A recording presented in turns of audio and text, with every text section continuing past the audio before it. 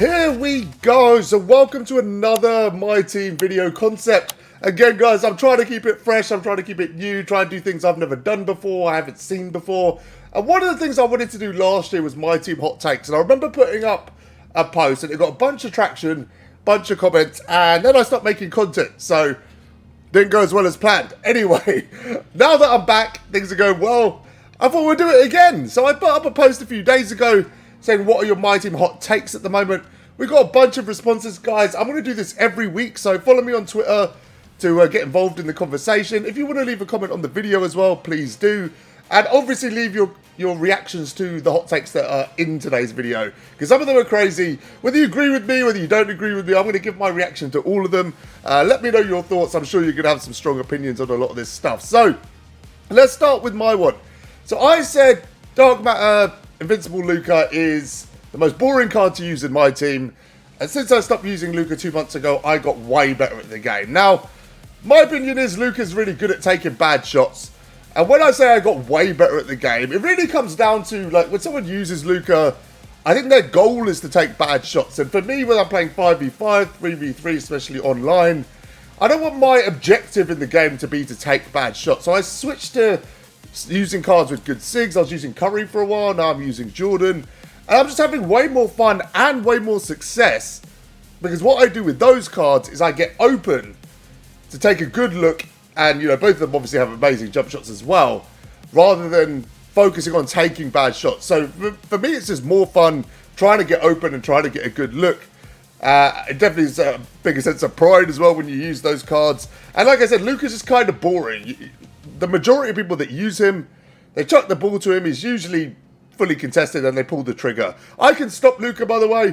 All you got to do is follow him around. I usually put Giannis or LeBron or someone on him, and I'll just follow him around. And the person, you know, if they're taking bad shots with Luca and you can contest them consistently, they'll tend to give up. They'll rage quit pretty quickly because they don't have a plan B. So that's my opinion. You let me know what you think. I think Luca's just a really boring card to use in the game. Right, let's look at the quotes tweets first. So some of it will be reactions to what I said, some of it will be new stuff. So people should play more players at their primary position, regardless of height advantages, disadvantages. It would be cool to see. There are kind of cards that are standardly used in the wrong position, and obviously 2K have out of position as well, which then encourages that as an option. I'm trying to think of, like, obvious cards. Like Giannis is always used as kind of small forward. Jordan's always used as a point guard. There's a bunch of different things that, you know, a bunch of different cards that are used in, like, out of position, like, regularly. Would it be more interesting if they were using their primary position? I think it is a hot take. It would be interesting to see. If they position locked all of these cards, how things would change. I think what ultimately happened is we'd end up using less cards. I think, you know, the cards that run at power forward that we would run at small forward would probably just not end up getting used. Right, let's look at the other quote tweet. So HK says he's not him this year. Loved Ben Simmons last year. The Simmons is just, man, not that he's not good. He just don't feel the same as like last year. Yeah, absolutely. That's true. I think that's a hot take. That is absolutely true. Simmons is the best defensive card. If you're going to run your offense through your shooting guard, then Simmons is one of the best point guards in the game. Because defensively, he's still the best point guard in the game.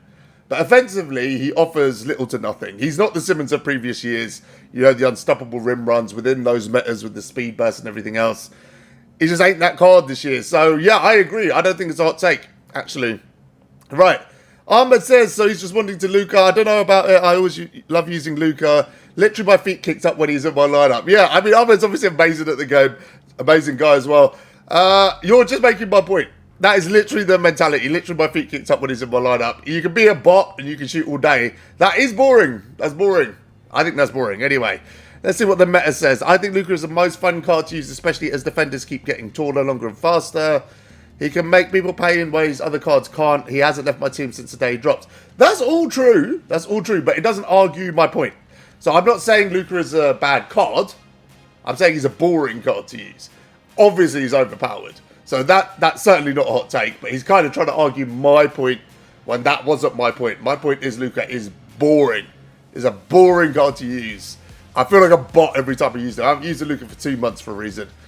Right. Matt Bless says the oversaturation of Hoff badges has ruined the mode. Hoff badges and ratings are there to differentiate the very best players in the league at a certain skill. Players with 99s across the board and all 80 Hoffs cheapen that effect. Yeah, so I actually got a video coming up on this. The endgame cards have put 2K in a corner now. It's kind of the same every year, right? But with GOAT cards last year, or Invincible cards or whatever, there was still quite a bit of variation in those cards, especially when it came to things like zigzag animations. Badges as well, it was really only the GOAT cards that had 80 Hoff badges, all the Invincibles. We only got 5 GOAT cards last year, bear in mind. So all the other cards had variation. We're going to end this year with a ton of endgame cards. They're all going to have the same 6 animations of badges, which is actually just going to make it, from here on out, just about height. So I agree, I like the variation. Endgame was really exciting when it happened, but now it's going to be one of the most stale things I think we've seen in 2K. It's literally going to be, oh my god, we got a 7'3" endgame card. Oh my god, we got 7'4" endgame card. Oh my god, we got 7'5" endgame card. It's the only thing that's going to matter now.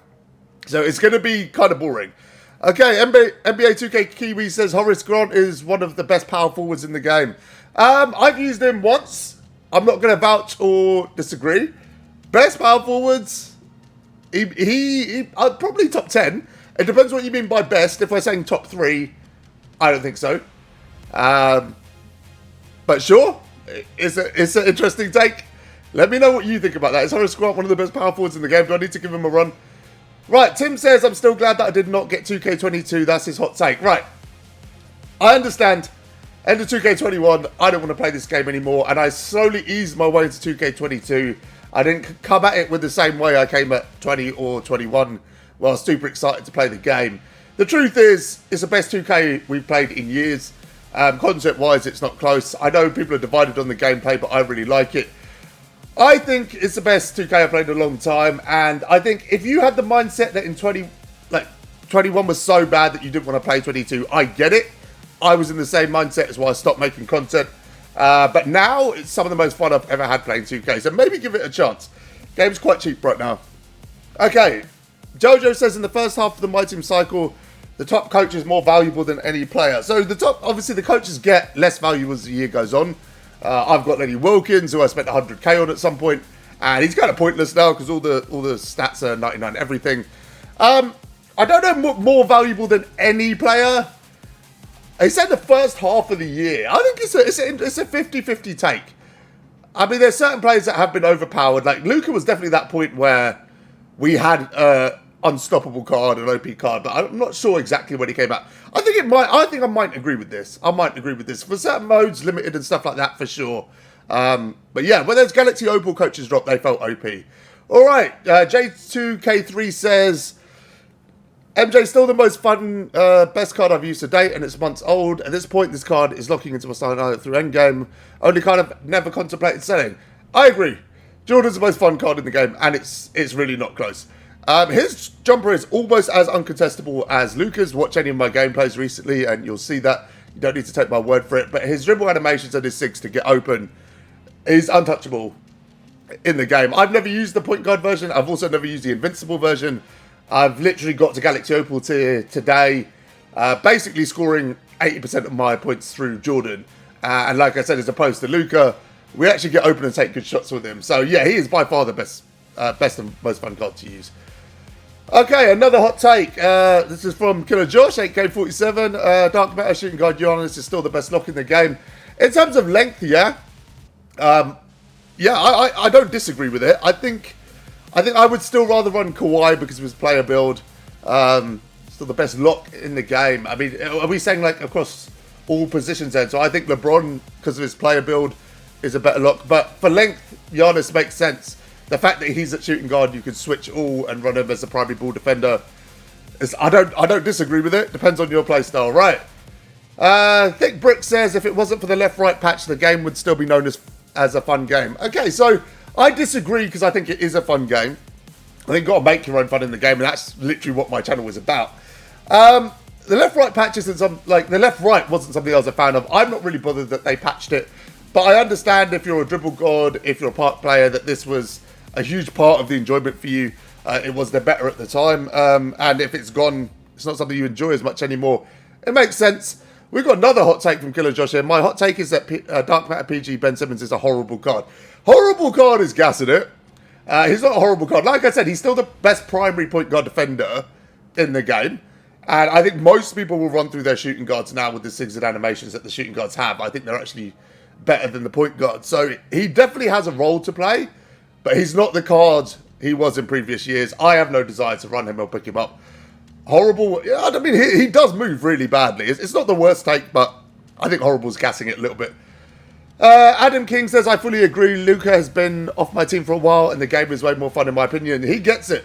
You're going to have a bunch of people that will understand this because they've taken that step. If you're still there at this point in the game, being a bot with Luka taking bad shots, you're going to struggle to understand this take until you actually get rid of him and try someone else.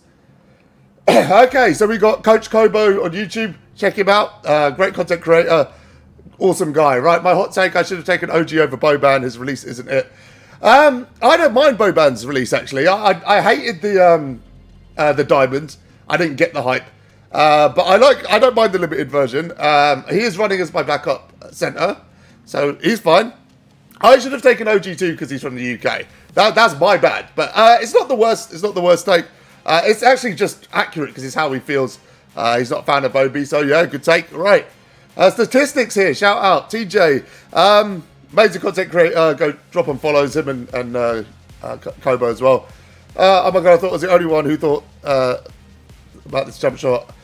I sold his ass and I played better with other guards. Yeah. Yeah.